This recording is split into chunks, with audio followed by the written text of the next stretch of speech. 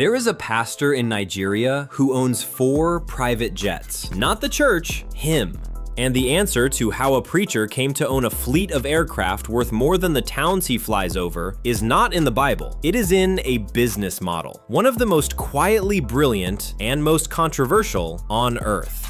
So let me be clear from the first second. This video is not about faith. Believe whatever you want. This is about money and how 10 black pastors built fortunes that rival corporate CEOs, some of them richer than the biggest musicians and athletes their nations ever produced. Behind every one of them is a system. Tithes, yes, but also universities, satellite TV networks, publishing houses, and in a few cases, allegations of something far darker. So we are going to follow the money, the clean and the questioned, from the murkiest fortunes up to the single wealthiest man of all. And the deeper we dig, the more some of these numbers stop adding up. Let's follow the trail. The trail starts in Nigeria, with a man who held one of the most powerful religious positions in the entire country. Ayo Oritsejafor was the president of the Christian Association of Nigeria, the umbrella body representing tens of millions of Christians. He is the founder of Word of Life Bible Church, and his story is the perfect opening case because it shows you how religious authority converts directly into financial and political capital. Oritsejafor's wealth is the hardest on this list to pin to a clean number, and that itself is the lesson. His ministry operates the way most of these do, on offerings, on donations, on the loyalty of a large congregation. But what put his name in international headlines was not a sermon, it was an aircraft. A private jet linked to him was intercepted in South Africa carrying $9.3 million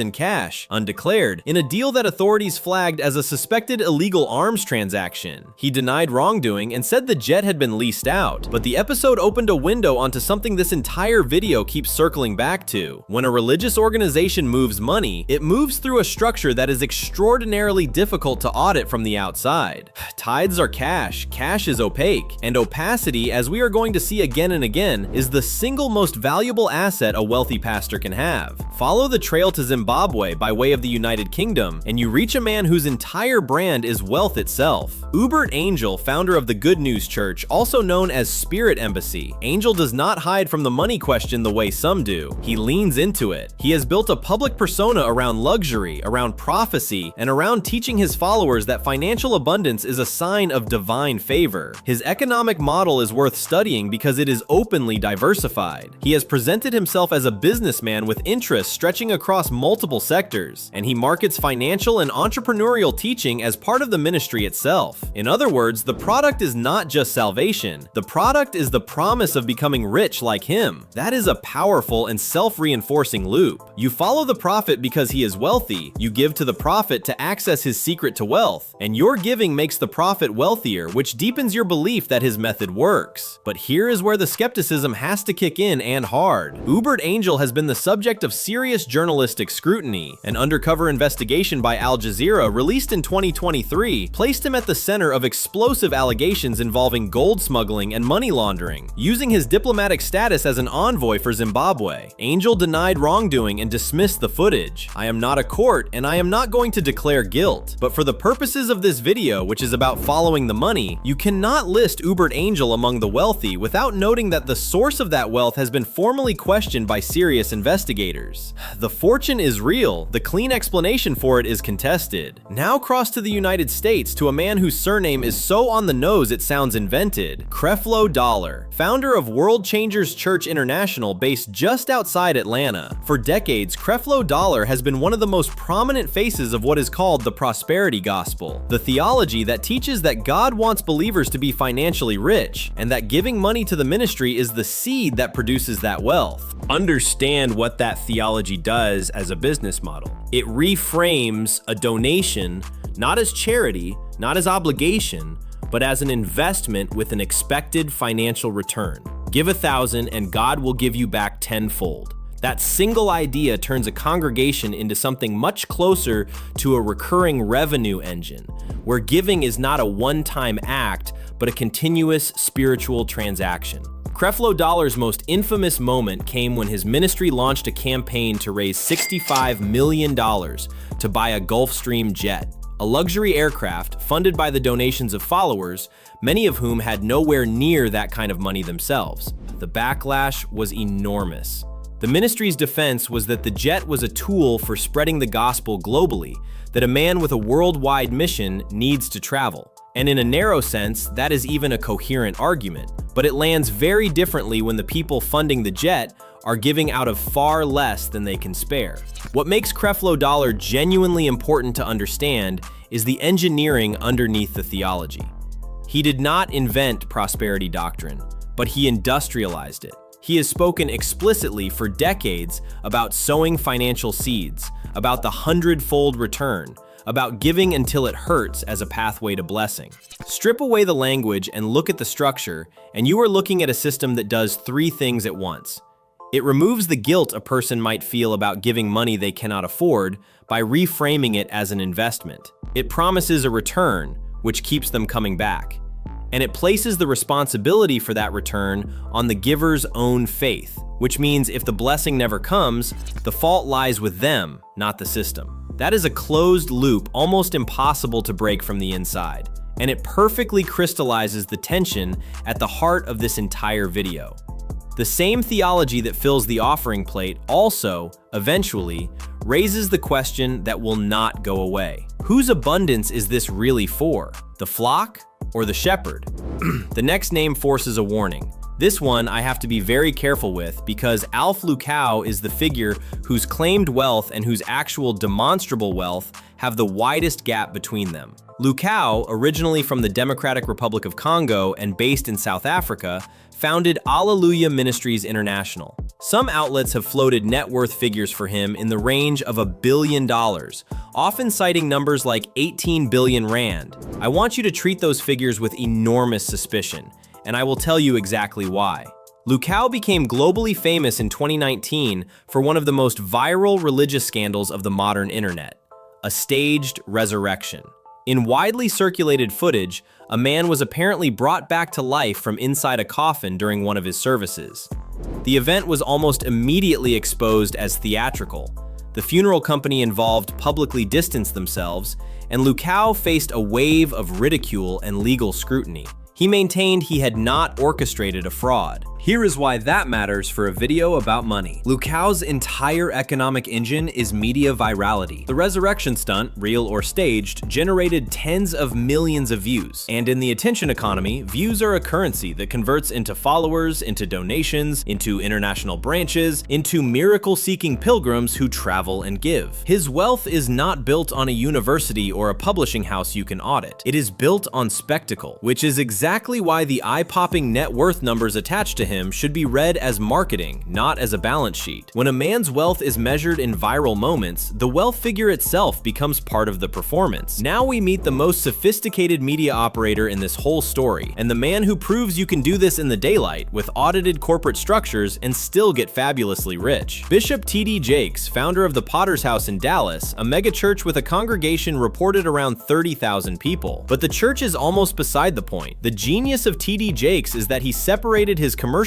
empire from his ministry and ran it like an actual entertainment company. In 1995, he founded TDJ Enterprises, and over roughly 2 decades, that company has reportedly generated in the neighborhood of $400 million in gross revenue. Not from tithes, from products, best-selling books, Hollywood films that he produced, several of which were genuine box office successes, including faith-driven dramas that crossed over into mainstream theaters, music projects, conferences like MegaFest that drew hundreds of thousands of attendees and operated like a faith-based festival business, complete with ticketing, sponsorship, and merchandising. Look at the architecture of that. A book introduces you to the brand. A film deepens the relationship and reaches people who would never walk into a church. A conference monetizes the most devoted fans at scale in person, and the ministry sits at the center, lending all of its authenticity and an audience. It is, functionally, the same playbook a modern media franchise uses, just pointed at a faith audience instead of a comic book one. This is what makes Jakes the crucial pivot point in our countdown. His personal net worth, estimated by most credible outlets somewhere between $20 and $50 million,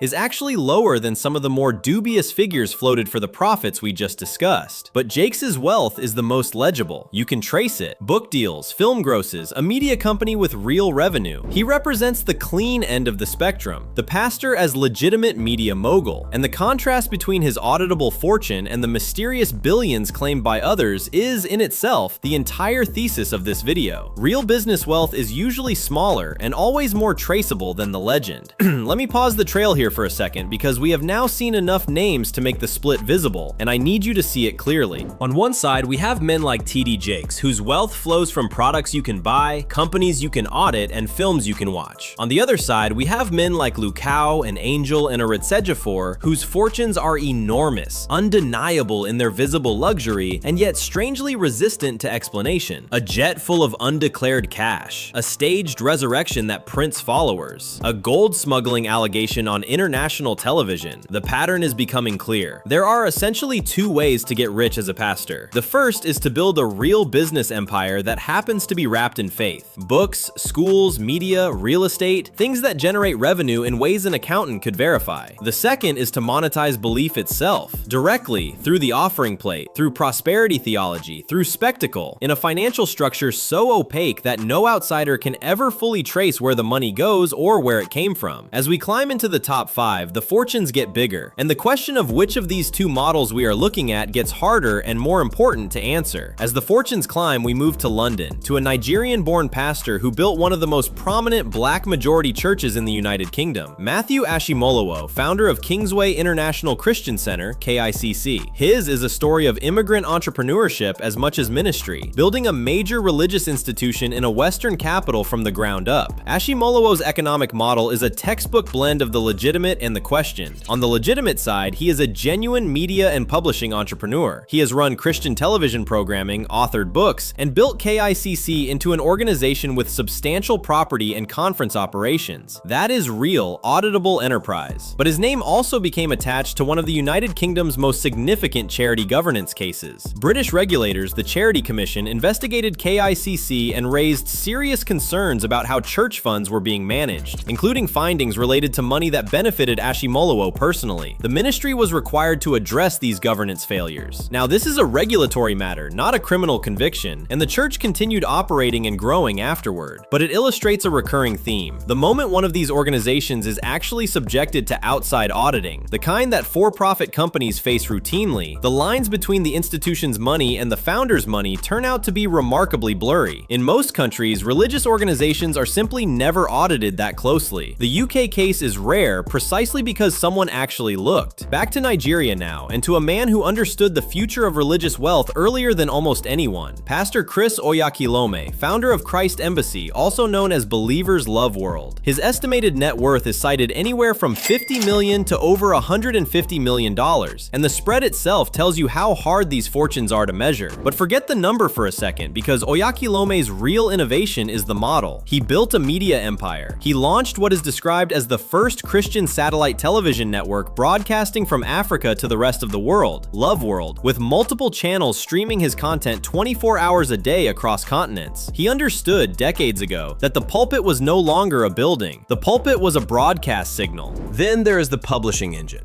His daily devotional, Rhapsody of Realities, has reportedly been translated into hundreds, by some claims thousands, of languages, and distributed to millions upon millions of people worldwide. Think about what that is in business terms. It is a recurring content product that reinforces the brand every single day in the hands of the consumer. He layered on top of that a digital ecosystem, his own social messaging app, online giving platforms, and mass healing events that draw audiences in the millions in a single night. This is the most scalable model on the list. A university has a capacity limit. A film has a finite run. But a satellite signal and a translated devotional can reach an effectively unlimited audience at almost zero marginal cost. Oyakilome did not just build a church. He built a global media distribution company that runs on faith as its content. Near the top now, we reach a man whose power is measured not in dollars, but in something far larger than a bank balance: scale. Pastor Enoch Adeboye, the General Overseer of the Redeemed Christian Church of God, the RCCG. Under his leadership, this ministry grew from a small congregation into one of the largest religious organizations on planet Earth, with a presence reported in well over 190 countries. Adeboye is a former university mathematics lecturer, And you can see the systematic mind in how the church is structured. The RCCG's stated ambition has famously included planting churches within reach of nearly everyone on earth. The organization's physical centerpiece, the Redemption Camp outside Lagos, is not a building. It is effectively a city, a vast auditorium reported to hold enormous crowds, stretched across an expanse of land along the Lagos-Ibadan Expressway, with its own power plant, its own roads, its own banks, its own housing estates, and its own security. People are born, live, and are buried inside this religious city. It generates economic activity the way a municipality does, except the entity at the center of it is a church. And this is where the wealth question becomes genuinely complicated, and where I want to be fair. Adeboye personally is often described as living relatively modestly compared to some of the flashier figures on this list. He has cultivated an image of a humble, almost ascetic spiritual father, but the institution he commands controls resources on the scale of a small economy. The financial power here is not primarily in one man's bank account. It is in the sheer economic gravity of a multinational organization with millions of members, each one a node in a giving network that spans the globe. Sometimes the wealth that matters most is not personal, it is institutional. And an institution of that size, moving tithes across nearly 200 countries, is a financial entity of a scale that most actual corporations never reach. And now we arrive at the most controversial name in this entire story. A man whose story reads less like a ministry and more like a thriller. Shepherd Bushiri, the Malawian leader of the Enlightened Christian Gathering, who built a massive following operating out of South Africa. His net worth has been estimated as high as $150 million, with some South African outlets floating figures in the billions of rand. He surrounded himself with private jets, luxury cars, and a Rolls-Royce. He branded himself Major One. His stated economic model was diversification. Shepherd Bushiri Investments was described as holding interests in mining, real estate, telecommunications, hospitality, even an airline. On paper, the picture of a pastor entrepreneur. But follow the money and the paper starts to tear, because here is what actually happened. In 2019 and 2020, Bushiri and his wife Mary were arrested in South Africa on charges of fraud, theft, and money laundering, in a case authorities valued at over 100 million rand. Prosecutors and reporting connected the operation to what was described as an alleged investment scheme, the kind of structure where money from new givers can be used to pay earlier ones. He was also separately accused of rape by multiple women, allegations he denies. Then, while out on bail and ordered not to leave the country, the Bushiris simply vanished and reappeared in Malawi, having fled across international borders in defiance of the court. Years of extradition fighting followed, still unresolved into 2025. He denies all the charges. So why is Bushiri number 2, near the very top of a wealth countdown? Because his case is the purest, most extreme illustration of this video's entire thesis. The luxury was absolutely real. The jets, the cars, the resort, all documented. But when investigators finally tried to follow the money to its source, what they alleged they found was not a business empire. It was, according to the charges, a scheme. Bushiri represents the terminal point of the opaque model. A fortune so large and so visible, attached to a source so contested, that the man himself fled rather than explain it in a courtroom. That is the danger lurking at the far end of untraceable religious wealth.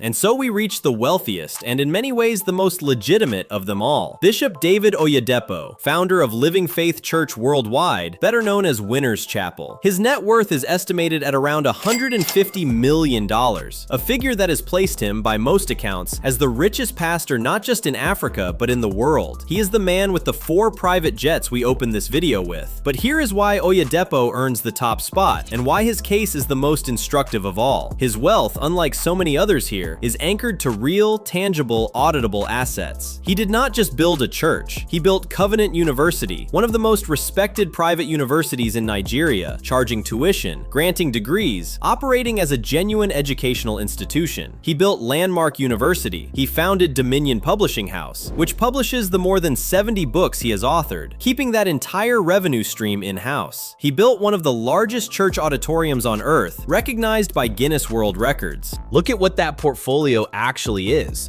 education, publishing, real estate. These are real industries with real revenue, real customers, and at least partially real accountability. Covenant University alone enrolls thousands of fee-paying students every year, granting accredited degrees, competing on academic rankings, operating the way any private university operates. That is a genuine business with a genuine balance sheet. Dominion Publishing House means that every one of his 70-plus books is printed, distributed, and sold through a company he controls. So the margin that would normally go to an outside publisher stays inside his own empire. Oyedepo's model is the closest thing on this list to a diversified holding company. The church is the brand and the customer acquisition engine.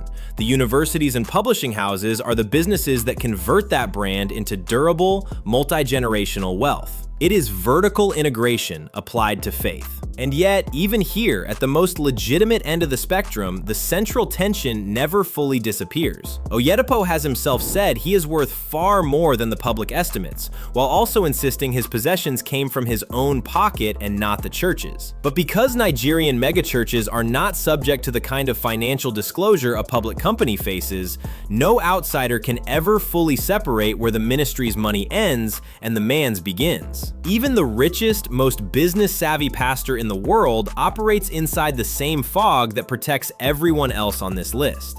So what have we actually learned, following the money all the way from the murkiest fortunes to the most legitimate one at the top? We have learned that there are two fundamentally different kinds of wealthy pastor. The first kind are business builders. Oyedepo with his universities, Jakes with his film studio, Oyakilome with his satellite network, Adeboye with his global institution. These are men who built revenue-generating machines that happen to wear the clothing of faith, and whose fortunes, while still hard to fully audit, are anchored to things you can point at. The second kind are something else entirely. Men whose luxury is loud, but whose sources are contested, where the deeper you dig, the more you find jets full of undeclared cash, staged resurrections, gold smuggling allegations, and outright fraud charges. But here is the deeper truth that connects all 10 of them, the business builders and the accused alike. Every single one operates inside a structure with almost no external financial oversight. A megachurch is one of the only billion naira scale operations in the world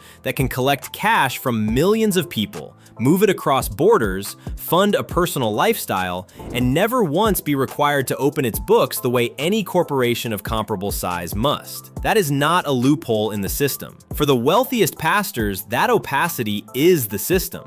It is the single greatest asset any of them owns, worth more than the jets and the universities combined. Here is my prediction, and watch for it over the next decade. This fog is going to start lifting, whether these men want it to or not. Governments across Africa and the West are waking up to the scale of untaxed, unaudited religious money. Digital payment trails are replacing untraceable cash in the offering basket. Investigative journalism, like the documentary that ensnared one of the men in this video, is getting sharper and more global. The pastors who built real businesses will survive that scrutiny because their wealth can withstand an audit. The ones who built spectacle and schemes will not. And 10 years from now, the list of the richest black pastors in the world is going to look very different, because for the first time, someone is finally going to be allowed to follow the money all the way to the end.